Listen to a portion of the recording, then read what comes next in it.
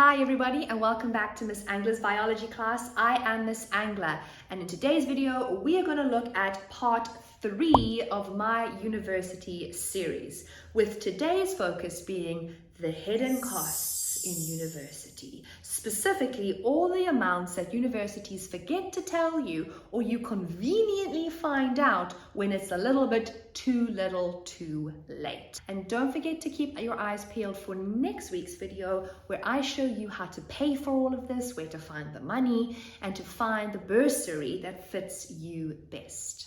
Now let's get into it. The very first hidden cost that maybe you're not aware of, and it starts right from the moment that you apply for university, is your application fee. This is a fee of money that you will pay in order to fill out that application with all of your, matric marks and your details or your grade 11 marks, and you send that off to the university. That comes with a fee and it's non-refundable. You don't get it back even if you don't get into university, and if you're applying to more than one university, you're going to have to double this money up. Now, I have looked at a variety of universities for you as like an estimate.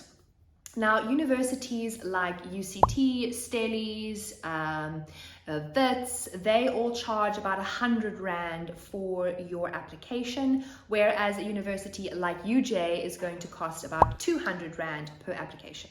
Now, the second hidden, sneaky little cost that comes up is your registration fee. You're going to be asked to register at the university, which means you're going to have to go in and basically you're going to have to pay money up front. You have to register.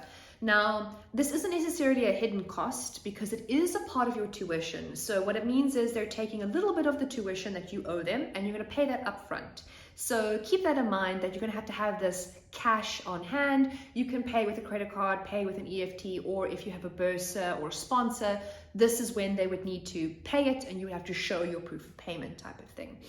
Now, again, it varies from university to university. A university like UCT has waived their registration fee, which basically means that you don't have to pay upfront to register. That doesn't mean that you don't pay any tuition though, just keep that in mind. Another place, for example, like Wits, charges roughly around 9,000 Rand for their registration. Again, that 9,000 Rand will be taken out of your overall tuition amount. So if it costs 50,000 Rand for the year, they'll take that 9 from the 50. Some places like Stellenbosch wants 15,000 Rand upfront to cover your registration fee, whereas some places like UJ is about 3,000 Rand for that registration fee. The third hidden cost, which is something you need to really brace yourself for because it's really scary when you see this, it's textbooks. So textbooks are really expensive in university. They blow high school textbooks out of the water when it comes to cost.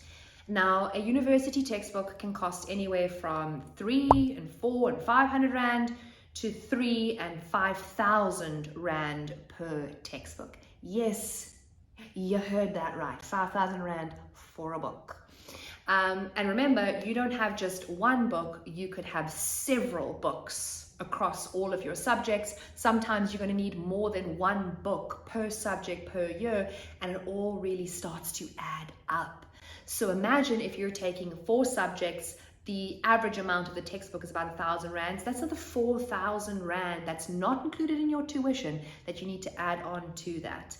Some good news though, if you're worried about the textbook situation, is there is some great secondhand textbooks that are always sold on campus. You can always buy secondhand books from, people who are above you. Some universities also have this great library system where you take the textbook out for the semester or for the year. So you don't have to buy the textbook. You simply have to look after it, use it, and then return it to the library at the end of the year. Again, that is a limited amount though. So you're going to have to be first come, first serve kind of thing. Now, the fourth hidden cost is transport. Now, again, this is so flexible because, if you're in the actual area of your university, if you're living on campus, transport is going to be at a minimum. Most universities have shuttles. In other words, they have buses driving you around for free, so you don't necessarily need to worry about that. But if you are driving your own car, if you're catching public transport like trains and buses, again, this is something that you have to keep in mind. And with the petrol price going up, it's really going to vary. But I'm going to say, depending on how far away you live from your university, you're looking at about 2.5, maybe 3,000 Rand a month for petrol, for like a private car, if you're going to be driving a fair distance. And of course, maybe much, much less if you are living closer to your university. So the fifth thing we need to talk about is cost of living in terms of like eating and surviving and being able to feed yourself. Again, this is a very different conversation. Are you living in res? Are you being fed by the university versus are you living off campus? Are you living at home? You know, that kind of thing. But let's just say hypothetically, you are not living at a res where you're being fed, but you're not living at home either, you're living off campus. You need to be budgeting around 3,000 to 3,500 Rand a month for food. That might be a little bit more than you ever thought about spending on food. So you can obviously budget your way down and, you know, live on a very tight food budget if needs be. But that's something that you need to add to the list of hidden costs, especially if you are not living at home anymore. I am going to do a separate video on res and, you know, applying to res, staying in res, how much does food cost, and like what do you get while you live there. But that's going to be in a separate video that will be coming up in the series as well. Now for the sixth hidden cost in going into university is something I want to call miscellaneous / learning materials.